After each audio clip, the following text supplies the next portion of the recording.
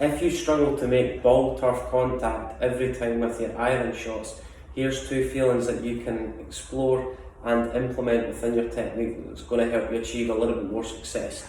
So one of the biggest things we see that golfers struggle with that accumulates to a lot of issues with the club hitting the ground before impact, if you think about the position of your right arm. So as we get to the top of the backswing, many golfers release that right arm too early, so the club face could get a little bit too open. The byproduct and the compensation for that is the right arm starts to straighten a little bit too early, coupled by the weight being too far behind the golf ball. Club head hits the ground before impact and we start to catch the bottom groove. We thin a lot of shots. The biggest thing we need to develop and look at to start off with is the position of the club face. When the club back, the club face isn't open, it's a little bit more turned down towards the ground. So as you swing the club back, the first checkpoint is making sure the grooves are matching the angle of your spine, so the club face matches the angle of your spine. A great feeling to explore that's trying to get the knuckles of your left hand to point more down towards the ground. So swing the club back, knuckles of the left hand pointing down towards the ground. That's a great feeling. That's going to allow the club face to start closing and also start squaring up. Then as we get to the top of the backswing, it's the feeling of trying to get the left wrist relatively flat. If you're still struggling with that club face getting really open, think about the knuckles of your left wrist pointing back up towards the sky.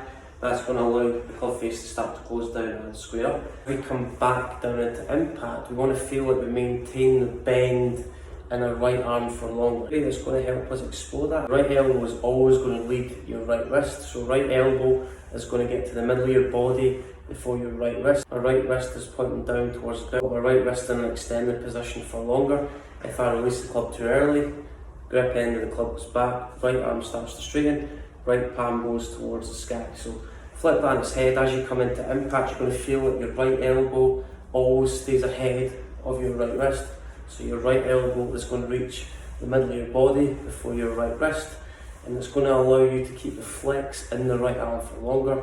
So going to keep the bend in the right arm for longer. That's to straighten after impact. Right elbow always leads your right wrist. As we come into impact, right palm is more down towards the ground. We've got a little bit more extension in the right wrist. The elbow always leads the wrist and the wrist always leads the fingers. Right palm is more down towards the ground than what it was at address.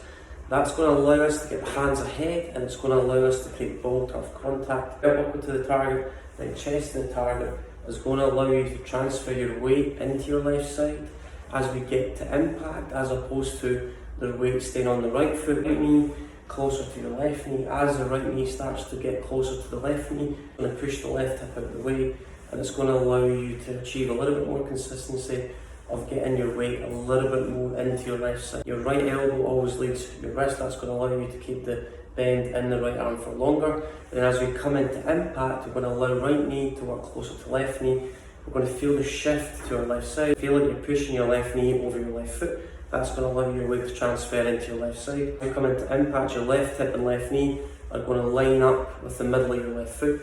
That's going to transfer your weight into your left side, and it's also going to allow you to maintain the position where your weight transfers into your left side, and then belt buckle and chest to face towards the target. That's going to allow you to promote a little bit more ball turf contact, and it's also going to allow you to create compression with your irons that everyone wants to achieve and develop a more sustainable technique.